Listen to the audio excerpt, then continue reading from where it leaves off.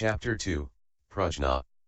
The following day, at the invitation of Magistrate Wei, the master took his seat and said to the great assembly, "All of you purify your minds and think about Mahaprajnaparamita." He then said, "Good knowing advisors, the wisdom of Bodhi and Prajna is originally possessed by worldly people themselves. It is only because their minds are confused that they are unable to enlighten themselves and must rely on a great good knowing advisor who can lead them to see their Buddha nature. You should know that the Buddha nature of stupid and wise people is basically not different. It is only because confusion and enlightenment are different that some are stupid and some are wise. I will now explain for you the Mahaprajnaparamita Dharma in order that each of you may become wise. Pay careful attention, and I will explain it to you. Good knowing advisors, worldly people recite prajna with their mouths all day long and yet do not recognize the prajna of their self-nature. Just as talking about food will not make you full, so, too, if you only speak of emptiness you will not see your own nature in 10,000 ages. In the end you will not have obtained any benefit. Good knowing advisors, Mahaprajnaparamita is a Sanskrit word which means great wisdom which has arrived at the other shore. It must be practiced in the mind, and not just recited in words. When the mouth recites and the mind does not practice, it is like an illusion, a transformation, dewdrops, or lightning. However, when the mouth recites and the mind practices, then mind and mouth are in mutual accord. One's own original nature is Buddha. Apart from the nature there is no other Buddha. What is meant by Maha? Maha means great. The capacity of the mind is vast and great like empty space, and has no boundaries. It is not square or round, great or small. Neither is it blue, yellow, red or white. It is not above or below, or long or short. It is without anger, without joy, without right, without wrong, without good, without evil, and it has no head or tail. All Buddha lands are ultimately the same as empty space. The wonderful nature of worldly people is originally empty, and there is not a single dharma which can be obtained. The true emptiness of the self-nature is also like this. Good knowing advisors, do not listen to my explanation of emptiness and then become attached to emptiness. The most important thing is to avoid becoming attached to emptiness. If you sit still with an empty mind you will become attached to undifferentiated emptiness. Good knowing advisors, the emptiness of the universe is able to contain the forms and shapes of the 10,000 things, the sun, moon, and stars, the mountains, rivers, and the great earth, the fountains, springs, streams, torrents, grasses, trees, thickets, and forests, good and bad people, good and bad dharmas, the heavens and the hells, all the great seas, Sumeru, and all mountains, all are contained within emptiness. The emptiness of the nature of worldly men is also like this. Good knowing advisors, the ability of one's own nature to contain the 10,000 dharmas is what is meant by great. The myriad dharmas are within the nature of all people. If you regard all people, the bad as well as the good, without grasping or rejecting, without producing a defiling attachment, your mind will be like empty space. Therefore it is said to be great, Maha. Good knowing advisors, the mouth of the confused person speaks, but the mind of the wise person practices. There are deluded men who sit still with empty minds, vainly thinking of nothing and declaring that to be something great. One should not speak with these people because of their deviant views. Good knowing advisors, the capacity of the mind is vast and great, encompassing the Dharma realm. Its function is to understand clearly and distinctly. Its correct function is to know all. All is one is all. Coming and going freely, the mind's substance is unobstructed. That is prajna. Good knowing advisors, all prajna wisdom is produced from one's own nature, it does not enter from the outside. Using the intellect correctly is called the natural function of one's true nature. One truth is all truth. The mind has the capacity for great things, and is not meant for practicing petty ways. Do not talk about emptiness with your mouth all day and in your mind fail to cultivate the conduct that you talk of. That would be like a common person calling himself the king of a country, which cannot be. People like that are not my disciples. Good knowing advisors, what is meant by prajna? Prajna in our language means wisdom. Everywhere and at all times, in thought after thought, remain undiluted and practice wisdom constantly, that is prajna conduct. Prajna is cut off by a single diluted thought.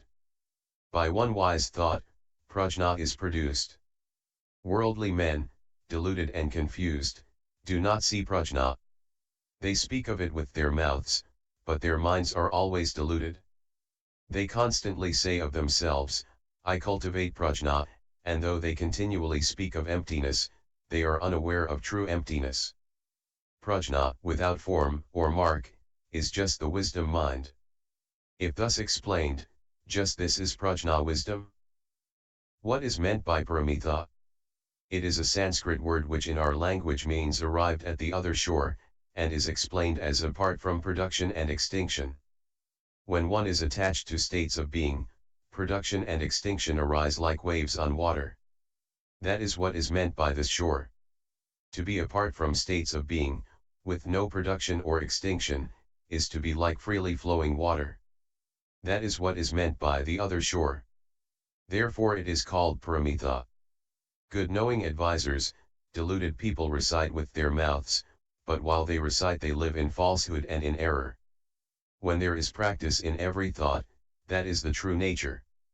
You should understand this Dharma, which is the prajna Dharma, and cultivate this conduct, which is the prajna conduct. Not to cultivate is to be a common person, but in a single thought of cultivation, you are equal to the Buddhas. Good knowing advisors, common people are Buddhas and affliction is Bodhi.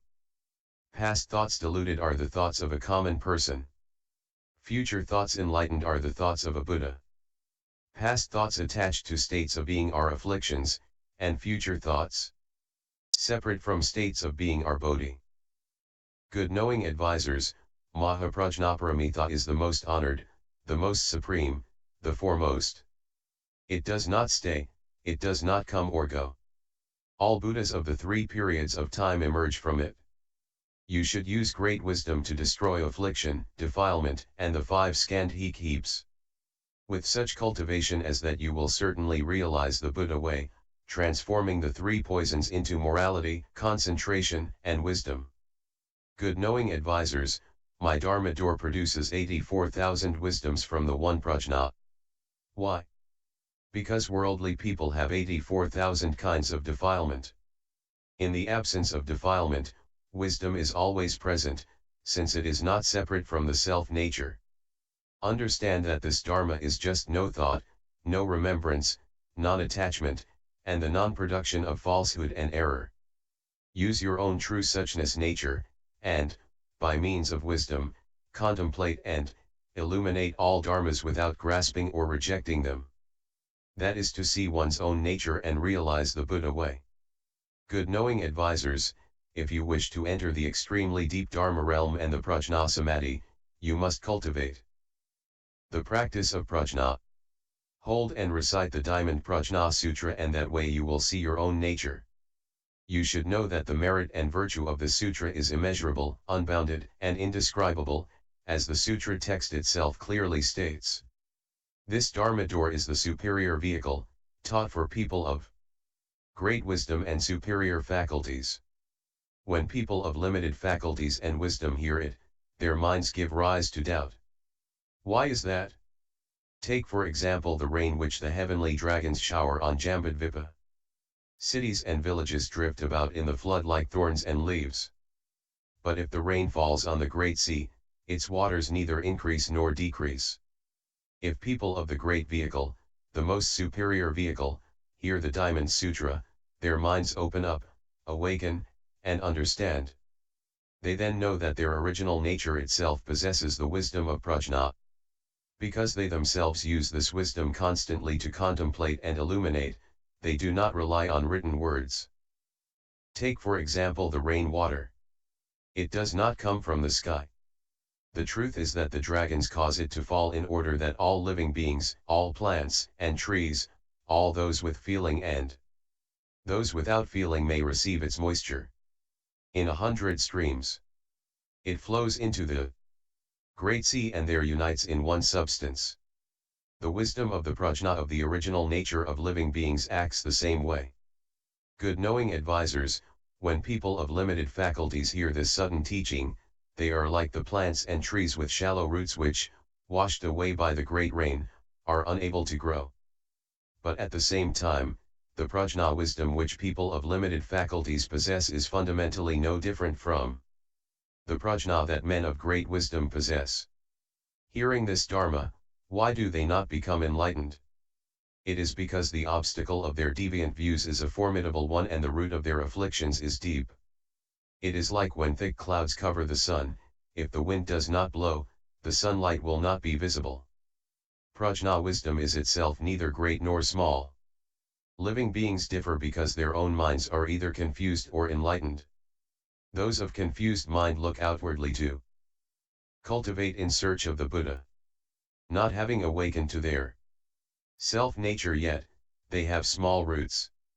When you become enlightened to the sudden teaching, you do not grasp onto the cultivation of external things. When your own mind constantly gives rise to right views, afflictions and defilement can never stain you. That is what is meant by seeing your own nature.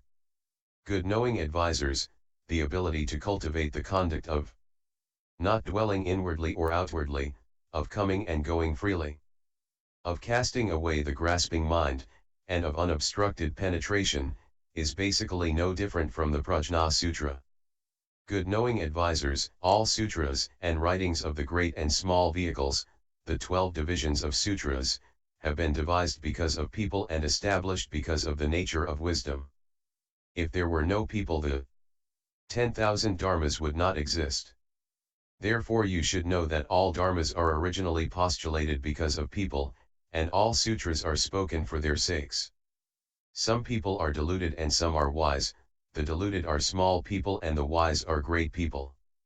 The deluded question the wise and the wise teach Dharma to the deluded. When the deluded people suddenly awaken and understand, their minds open to enlightenment and they are no longer different from the wise. Good knowing advisors, unenlightened, the Buddha is a living being. At the time of a single enlightened thought, the living being is a Buddha. Therefore you should know that the 10,000 dharmas exist totally within your own mind. Why don't you, from within your own mind, suddenly see the true suchness of your original nature? The Bodhisattva Shila Sutra says, our fundamental self-nature is clear and pure. If we recognize our own mind and see the nature, we shall all perfect the Buddha way. The Vimlakirti Nirdasa Sutra says, just then, suddenly regain your original mind. Good knowing advisors, when I was with the High Master Jen, I was enlightened as soon as I heard his words, and suddenly saw the true suchness of my own original nature. That is why I am spreading this method of teaching which leads students of the way to become enlightened suddenly to Bodhi as each contemplates his own mind and sees his own original nature. If you are unable to enlighten yourself, you must seek out a great good knowing advisor, one who understands the Dharma of the most superior vehicle and who will direct you to the right road. Such a good knowing advisor possesses great karmic conditions, which is to say that he will transform you and guide you and lead you to see your nature. It is because of the good knowing advisor that all wholesome dharmas can arise. All the Buddhas of the 3 periods of time, and the 12 divisions of sutra texts as well, exist within the nature of people, originally complete within them. If you are unable to enlighten yourself, you should seek out the instruction of a good knowing advisor who will lead you to see your nature. If you are one who enlightens himself, you need not seek a teacher outside. If you insist that it is necessary to seek a good knowing advisor in the hope of obtaining liberation, you are mistaken. Why? Within your own mind there is self-enlightenment which is a knowing advisor. But if you give rise to deviant confusion, false thoughts, and perversions, although a good knowing advisor external to you instructs you, he cannot save you. If you give rise to genuine prajna contemplation and illumination, in the space of an instant all false thoughts are extinguished. If you recognize your self-nature, in a single moment of enlightenment you will arrive at the stage of a Buddha. Good knowing advisor, when you contemplate and illuminate with the wisdom which brightly penetrates within and without, you recognize your original mind. The recognition of your original mind is the original liberation. The attainment of liberation is the prajna samadhi, is no thought. What is meant by no thought? No thought means to view all dharmas with a mind undefiled by attachment. The function pervades all places but is nowhere attached. Merely purify your original mind and cause the six consciousnesses to go out the six gates, to be undefiled and unmixed among the six objects, to come and go freely and to penetrate without obstruction. That is the prajna samadhi and freedom and liberation, and it is called the practice of no thought. Not thinking of the 100 things and constantly causing your thought to be cut off is called dharma bondage and is an extremist view. Good knowing advisors, one who awakens to the no-thought dharma completely penetrates the 10,000 dharmas, one who awakens to the no-thought dharma sees all Buddha realms, one who awakens to the no-thought dharma arrives at the Buddha position. Good knowing advisors, those of future generations who obtain my dharma should take up this sudden teaching dharma door, and with those of like views and like practice they should vow to receive and uphold it as if serving the Buddhas. To the end of their lives they should not retreat, and they will certainly enter the holy position. In this way it should be transmitted from generation to generation. It is silently transmitted. Do not hide away the orthodox dharma and do not transmit it to those of different views and different practice who believe in other teachings, since it will harm them and ultimately be of no benefit. I fear that deluded people may misunderstand and slander this dharma door, and will cut off their nature which possesses the seed of Buddhahood for hundreds of ages and thousands of lifetimes. Good knowing advisors, I have a verse of no mark which you should all recite. Those at home and those who have left home should cultivate according to it. If you do not cultivate it, memorizing it will be of no use. Listen to my verse. With speech and mind both understood, like the sun whose place is in space, just spread the seeing the nature way. Appear in the world to destroy false doctrines. Dharma is neither sudden nor gradual. Delusion and awakening are slow and quick. But deluded people cannot comprehend this dharma door of seeing the nature. Although it is said in 10,000 ways, united, the principles return to one. In the dark dwelling of defilements, always produce the sunlight of wisdom. The deviant comes and affliction arrives. The right comes and affliction goes.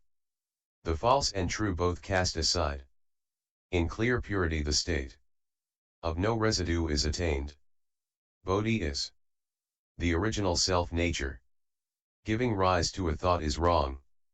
The pure mind is within the false. Only the right is without the three obstructions. If people in the world practice the way, they are not hindered by anything. By constantly seeing their own transgressions, they are in accord with the way. Each kind of form has its own way, without hindering one another. Leaving the way to seek another way to the end of life is not to see the way. A frantic passage through a life will bring regret when it comes to its end. Should you wish for a vision of the true way, right practice is the way. If you don't have a mind for the way, you walk in darkness blind to the way. If you truly walk the way, you are blind to the faults of the world. If you attend to others' faults, your fault finding itself is wrong. Others' faults I do not treat as wrong. My faults are my own transgressions. Simply cast out the mind that finds fault. Once cast away, troubles are gone. When hate and love don't block the mind, stretch out both legs and then lie down. If you hope and intend to transform others, You must perfect expedient means. Don't cause them to have doubts, and then their self-nature will appear. The Buddha Dharma is here in the world. Enlightenment is not apart from the world. To search for Bodhi apart from the world is like looking for a hare with horns. Right views are transcendental. Deviant views are all mundane. Deviant and right completely destroyed. The Bodhi nature appears spontaneously. This verse is the sudden teaching, also called the Great Dharma Boat.